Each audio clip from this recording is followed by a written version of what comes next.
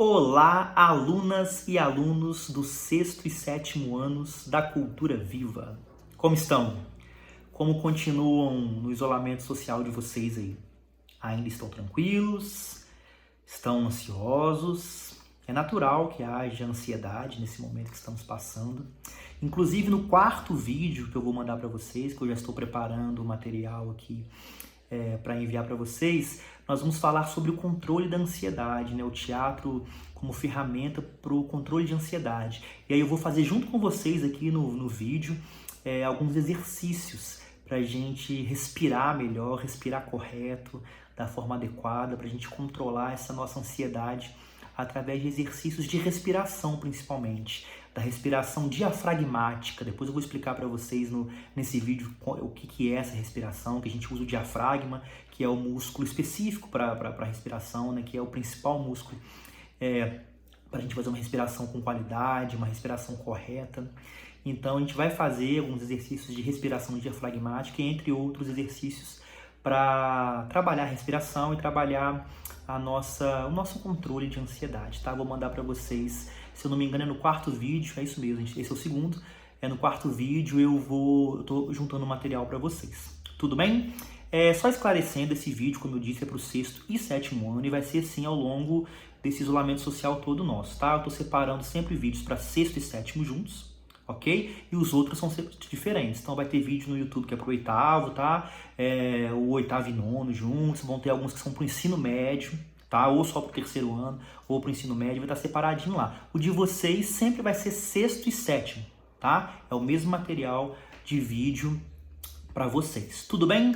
Eu vou deixar hoje aqui 3 links do YouTube de 3 vídeos bem curtinhos, bem tranquilos para vocês assistirem. Se eu conseguirem assistir hoje, ótimo, mas não tem obrigação de ser hoje, mas eu preciso que vocês vejam até antes do nosso próximo encontro, do nosso próximo encontro, que eu digo virtual, né? Do próximo vídeo, no caso, porque a gente vai discutir, conversar algumas coisas já, e é legal que vocês assistam, porque eu vou começar a falar coisas que vai ter sido tratada no vídeo, e aí eu já vou supor que vocês sabem o que é, porque vocês assistiram, né? Então, é fundamental que vocês vejam. São 3 vídeos bem curtinhos, tá? Um fala da origem do teatro, né? Muitos acreditam que o teatro começou na Grécia, né? Que o teatro teve origem na Grécia, porque é a história mais famosa que chegou até a gente, né? Da arena grega, do teatro grego, da tragédia, da comédia. Inclusive aquela máscara, que tem uma máscara sorrindo e uma máscara com a cara fechada, triste, que é símbolo do teatro, né? Que acabou virando um símbolo mesmo, uma imagem que representa a arte do teatro. Ela vem, né, da tragédia, da comédia, né, a máscara sorrindo representando a comédia e a outra representando a tragédia, que vem do teatro grego. Mas essa é a história mais famosa que chegou até a gente, porque é uma história europeia, né, e a nossa história até então sempre foi eurocêntrica, né? O que significa eurocêntrica? Com a Europa no centro, né? A Europa como se fosse o lugar mais importante, o centro de tudo. Então o que vem da Europa sempre é a partir desse ponto de vista que se conta a história, na grande maioria dos registros que a gente tinha até pouco tempo. Hoje em dia, na história contemporânea, a gente já não trabalha mais assim, né? A história ela é contada de vários pontos de vista diferentes, né? Então o teatro ele já foi descoberto, já foi estudado, que ele tem origens em diversos lugares do mundo e origens mais antigas do que a civilização antiga da Grécia, né? A gente tem registro do fazer teatral em vários países do continente africano, que é anterior ao estudo da civilização antiga da Grécia, de países da nossa América Latina aqui, né, dos povos originários nossos aqui, da América como um todo, incas, maias, astecas. Toda essa galera já fazia teatro nessa época. A gente tem o teatro oriental, né, de vários países do Oriente, do Japão, né, no caso. Enfim, vários modos de fazer teatro, de épocas muito distintas, de regiões muito distintas. O vídeo vai tratar um pouquinho para vocês, para a gente ver que não é só o teatro grego, embora seja um dos mais complexos que chegou até a gente, porque teve essa difusão toda, né, a partir dessa história eurocêntrica, mas a gente tem outros lugares que a gente deve prestar atenção. O vídeo fala um pouco do teatro pré-histórico, né? Do teatro dos chamados, né, homens das cavernas. Esse termo pré-história ele já está um pouco em desuso, né? A gente já não costuma falar muito assim mais, mas o vídeo ainda trata um pouco dessa época do Homem das Cavernas, falando desse teatro primitivo, né, que vem de tempos muito antigos, né? A arte do teatro é uma arte humana já de muito tempo. Então é muito legal que vocês vejam esse vídeo para vocês entenderem algumas coisinhas. Por que eu trago esses vídeos? Porque eles têm recursos que eu não consigo fazer para vocês aqui. Recursos gráficos mesmo. Trazem imagens, animações, alguns recursos variados que eu não vou conseguir fazer para vocês aqui com o que eu tenho em casa, com meu celular e tudo mais. Tá? Então assistam, não deixem de ver. O outro vídeo fala sobre a origem da tragédia, que aí fala especificamente da Grécia mesmo, a divisão do couro para o ator, e aí fala coisas bem legais desse gênero e da tragédia, e explica muito bem da onde que ele veio, por que ele foi criado, como é que ele funciona, tá bom? Então assistam também, que é bem legal. E um outro videozinho super divertido, bem curtinho, de um ator fazendo uma pequena performance só com as mãos. Ele faz ele usa a mão como uma marionete, como um personagem ali, com alguns acessórios, um tecido, umas coisinhas assim, vocês vão ver. É bem legal, ele usa só as mãos, uma hora ele usa os pés, não tem fala nenhuma, né? Não tem texto. Uma ceninha bem curtinha de um ator apresentando, para vocês verem como é que o teatro ele pode ser de diversas formas, né? Ele é bem plural, né, trabalhando o corpo, no caso ali, bem trabalhado, como é que ele traz vida, como é que ele traz verdade para aquela personagem que ele faz apenas com as mãos, né? Uma habilidade, um recurso, e ele acredita no que faz, tem uma técnica, tem um treinamento, e aí ele encanta e emociona a gente de uma forma simples, né? Não precisa de muita coisa. E aí eu queria que vocês assistissem também o terceiro vídeo lá desse ator que é bem bacana. Tudo bem? Para hoje é isso que eu queria de vocês. Eu vou passar um jogo também que a gente já fez em sala de aula, que eu queria muito que vocês fizessem nesse tempo de isolamento aí na casa de vocês, com quem estiver isolado e com vocês. Eu já vou explicar ele daqui a pouquinho no final do vídeo. Que é um jogo que dá para fazer em casa, não precisa de muita gente, e é um jogo para trabalhar algumas coisas importantes, tá? No finalzinho do vídeo eu vou explicar para vocês. Esse vídeo traz, um dos vídeos também, o primeiro que vai estar no link aqui junto com esse, ele traz um pouco dessas divisões também das pessoas que trabalham para se fazer teatro, né? A gente começa com o dramaturgo. O dramaturgo é quem faz a dramaturgia. A dramaturgia é o enredo, é a história, né? Ela pode ser uma dramaturgia tradicional, que é escrita, um texto, né? Que seria uma peça teatral, que é um texto do gênero dramático, né? Feito pelo dramaturgo. Ou essa dramaturgia ela pode ser também mais estilizada, né? Mais abstrata, ela pode não ter texto, ela pode não ter verbalização, né? Oralidade. Pode ser como se fosse um roteiro, uma sequência de acontecimentos, de cenas que não tem fala, enfim. Então a dramaturgia ela é muito mais rica que apenas o texto escrito, mas basicamente a dramaturgia é a história, né? É o enredo da peça de teatro. Você tem os atores e atrizes, né? Que são quem interpretam, né? As personagens da história, né? Para o público. Você tem o espectador, que é quem está lá para se deliciar, se emocionar, se encantar, se transformar junto com os atores com essa história. Você tem o diretor, né, que dirige a peça. Ele não vai estar presente necessariamente na apresentação, pode estar lá como até espectador, alguma outra função, mas o diretor ele é o que prepara esse espetáculo, né? Hoje em dia no teatro contemporâneo as pessoas têm trazido algumas ideias de que o diretor é uma figura até um pouco questionada, não na sua importância, mas no seu formato, né? Porque aquele diretor que fala o que tem que fazer isso, tem que fazer aquilo, faz isso, faz assado, para o ator e para a atriz, tem caído um pouco por terra no teatro contemporâneo. Hoje em dia a gente tem usado muito a palavra mediador ou provocador, né? Quem faz a provocação à atriz, ao ator, a mediação da cena, do jogo cênico. Ele tenta tirar do ator, da atriz, para que aquele ator e aquela atriz produza, crie a cena, crie o jogo, e ele vai mediando, né? Ele vai fazendo uma mediação, ele provoca para que o ator proponha, e aí ele vai mediando para caminhar aquilo para um lugar que seja interessante, que seja potente, para a história, enfim, para o que ele quer. Mas não aquele diretor tradicionalzão, né, que fala, faz isso, faz aquilo. Mas enfim, tem essa figura do diretor, que é quem conduz os atores e as atrizes dirigindo aquilo para ganhar um corpo, para ganhar um formato, para ganhar um caminho.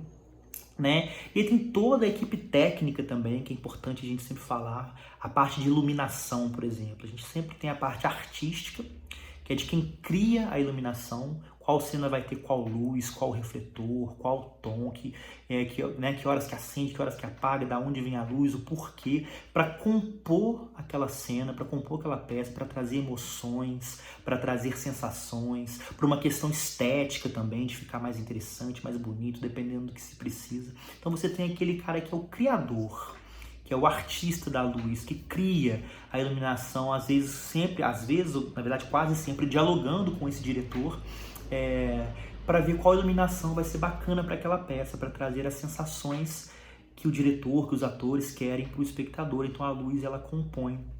E aí você tem o operador. Pode ser que o operador de luz seja o mesmo que criou, o mesmo que desenhou a luz, que fez o mapa de luz, pode ser o que opere no dia, mas o operador é aquele que vai operar, é aquele que vai estar sentado lá na cabine, onde tem a mesa de luz, com os canais que você acende, apaga, aumenta, diminui a intensidade, as cores dos refletores. Tem aquele que vai só operar no dia. Ele tem um mapa, ele tem um roteiro, a luz tem um roteiro, igual da peça, tem uma luz, um roteiro para a luz, que horas que acende, que horas que apaga, onde é tal luz, e aí tem o cara que vai operar no dia. Pode ser que seja o mesmo que criou, o desenho da luz, ou pode ser uma pessoa que foi só contratada, ele só trabalha naquela peça, operando a luz no dia da apresentação. Tem a questão da sonoplastia também, que aí você tem várias pessoas que trabalham nessa área, que você pode ter música ao vivo, né? Pode ser um musical, que aí as pessoas vão tocar e cantar ao vivo, ou pode ter uma banda, né, separado do elenco de atores que toca ao vivo, né, as músicas para a peça. Aí você pode ter a música mecânica também, né, que entra gravada em alguns momentos específicos da peça. E aí você tem várias pessoas, tem os que criam, né, que compõem a música, que escreve as letras das músicas. Aí tem o operador também de sonoplastia, de áudio, que no dia vai operar essa música, caso ela seja mecânica. Ou os instrumentistas e cantores que vão tocar e cantar a música no dia da peça. Ou os próprios atores, que hoje em dia no teatro contemporâneo já há muito tempo se usa isso. Os próprios atores são os músicos, né? Eles mesmos cantam, eles mesmos tocam os instrumentos, principalmente quando é um musical, né? Quando é um musical são os atores mesmos que cantam, até porque o cantar, no caso do musical, ele faz parte, ele é a história, ele é a própria história. O musical é isso. Você canta a própria história, ela é cantada, ao invés de ser falada, né? Então tem essa parte da música. Você tem a galera do figurino, né? Os figurinistas, que aí tem os que desenham, os que criam e aqueles que executam, que fazem as roupas. Tudo isso sempre em diálogo com o diretor, né? Que vai sempre pensar a peça como um todo, né? Tudo tem que passar por ele. Enfim, essa figura do diretor tem disso também. Então a parte do figurino, tanto de criação quanto de execução, a parte de maquiagem também, tem a pessoa que cria artisticamente como vai ser as maquiagens de cada personagem, de acordo com o que a peça quer passar, de acordo com o que precisa ser feito, e aquele que vai executar, que de fato vai maquiar os atores e as atrizes. Enfim, um número enorme de pessoas que trabalha às vezes para uma peça acontecer e a gente só vê o ator e a atriz ali no palco, né? Tem os varandistas, por exemplo. O que são os varandistas? No teatro italiano, geralmente tem as varandas, que são lugares que ficam no alto, na coxia, onde opera a entrada e saída de cenário, coisas que precisam ser movimentadas durante a peça. Então tem o pessoal que fica na varanda, mexendo lá nas cordas, na estrutura para subir desse cenário. Então a galera que fica na varanda são os varandistas. Tem os contra-regras. O varandista também é um contra-regra, um contra-regra específico. Mas os contra-regras em geral são aqueles que ficam nos bastidores, ficam nas coxias ou às vezes até nos camarins, fazendo as coisas que precisam ser feitas em off, fora da cena, fora do palco, para que a peça aconteça. Então, às vezes, quando a gente vê uma peça solo, por exemplo, que antigamente era chamado de monólogo, hoje em dia não se chama de monólogo, porque o monólogo é você falar sozinho, né? O diálogo quando tem a conversa, né? O diálogo entre uma personagem e outra, ou mais de duas, claro. E o monólogo é quando fala sozinho, só que tem vários monólogos que o ator ou a atriz, interpretam vários personagens, aí conversam um com o outro e um ator ou uma atriz só fazendo. Então a gente chama de peça solo. E aí até quando você vê uma peça solo e vê só uma atriz no palco, só um ator no palco, tem toda a galera ali nos bastidores para criar esse espetáculo com iluminação, com música, com cenário, com figurino, com maquiagem. Tem o cenário também. O cenógrafo tem aquele que cria o cenário, tem aquele que executa para montar de fato aquele cenário e o contra-regra que entra e sai com o cenário também. Enfim, é praticamente uma família. O teatro é uma arte coletiva, né? Só se faz junto, né? Mas o teatro, para ele existir de fato, para se ter teatro, você precisa só de duas coisas: ator e espectador. Esse encontro é que faz o teatro. Todo o restante que eu falei compõe e faz com que o espetáculo ganhe energias, ganhe sensações, ganhe em estética, com iluminação, com a música e tudo mais. Mas o encontro entre o ator e o espectador é que faz o teatro. Bacana? Beleza? Super entendido? Assistam esses vídeos que eu passei para vocês. E o jogo que eu queria que vocês fizessem em casa é o jogo da contação de história, da história com palavras que aumentam. A gente fez ele na sala de aula antes da paralisação agora. É um jogo que eu queria repetir em outros momentos e eu quero aproveitar que vocês estão em casa porque esse é um jogo que dá para fazer em casa. Tem que ter pelo menos 2 pessoas. Eu imagino que vocês não estão sozinhos, obviamente, em casa, né? Então pelo menos mais uma pessoa com vocês vai ter aí. Se vocês fizerem em 3, vai ficar muito mais legal. Tem que ter pelo menos 3 para ficar bacana. Mas já dá para fazer com 2 pessoas também. Quanto mais, melhor. Se sua casa aí tiver 5, 6 pessoas, perfeito, né? Mora você com irmão, com mãe, com pai, enfim, não sei como é que é o núcleo familiar de cada um aí. Mas se tiver bastante gente, quanto mais pessoas, mais rico fica o jogo, mais interessante fica. Com 3 já fica bem legal. Com 2 já dá para fazer. Com uma pessoa sozinha é que não tem como fazer, tá bom? Qual é o jogo? Vocês vão lembrar. Vocês vão juntar com o número de pessoas que vocês tiverem aí, fazer um círculo entre vocês, ou até mesmo uma fileira, um do lado do outro. E você vai ficar vai começar essa história, tá? Você que é o aluno da escola vai ser o responsável por aumentar as palavras. E o restante dos jogadores aí da sua família vão seguindo. Você vai começar uma história com uma palavra só. Uma palavra só que você vai falar. E aí a próxima pessoa da roda ou da linha vai falar uma palavra também, e a próxima também, e a outra também, com o número de pessoas que tiver. Aí vai depender de quantas pessoas vai ter no seu jogo aí. Quando chegou na última pessoa e vai voltar para você, aí você já fala 2 palavras. Aí a próxima pessoa fala 2 palavras. E a outra fala 2 palavras. E por aí vai até chegar na última. Volta em você fala 3 palavras. Aí a próxima fala 3 e por aí em diante. Até chegar um momento em que você vai falar 10 palavras, ok? 10 palavras. E aí o segundo vai falar 10, o terceiro vai falar 10, não sei quantas pessoas tem, se tiver só 3, é por aí mesmo, acabou. E aí termina a história. Vocês só vão terminar a história quando a última pessoa, se caso forem 3 pessoas, ou 4, ou 5, ou só 2, falar 10 palavras seguidas e aí fecha a história. Tudo bem? Vocês podem contar nos dedos, para vocês não se perderem, tá? Não tem problema eu contar no dedo. E aí sempre que alguém errar, como que erra? Tem várias, não sei se são 3 não, vou contar aqui. Tem várias maneiras de errar. Uma, demorar a falar, não pode. Não pode cortar a história. Você falou uma palavra, outro fala outra, outro fala outra. Chegou na vez de 2, fala 2 palavras, 2 palavras, 2 palavras. Não pode ter intervalo, a pessoa não pode ficar parando para pensar. Tem que ser direto, como se fosse uma pessoa só contando a história o tempo todo. Então demorou, errou. Segunda, falou um número de palavras diferente do que está na vez. Vamos supor que está na vez de falar 4 palavras. Aí a pessoa, sem querer, falou 5. Ou então falou 3. Errou também, tá? E se não fizer sentido, claro, se a palavra que você falou, se a parte da história que você falou não teve concordância ou não fez sentido dentro da história. É a terceira maneira de errar. Se acontecer uma dessas maneiras, todos perdem. O jogo falhou, vocês não conseguiram. E aí tem que começar tudo de novo com você, a primeira pessoa, com uma palavra só, contar uma história. Entenderam? É bem tranquilo. Vou dar um exemplo rapidinho para vocês lembrarem como é que é. Vamos supor que vocês vão começar uma história. Aí vocês podem até sugerir um tema ou pode ser tema livre. Aí vamos supor que vocês sorteiam temas. Vocês podem escrever temas para sortear, por exemplo. Aí vamos supor que o primeiro tema que vocês tiraram foi viagem de férias. Aí uma pessoa falou assim: eu, só isso. Aí a outra, fui. Aí a outra pessoa, viajar. ok? Uma palavra só. Aí quando forem duas, a pessoa fala assim, com minha, aí o outro, família para, ok? E aí vai, quando for três palavras, um lugar distante. É sempre assim.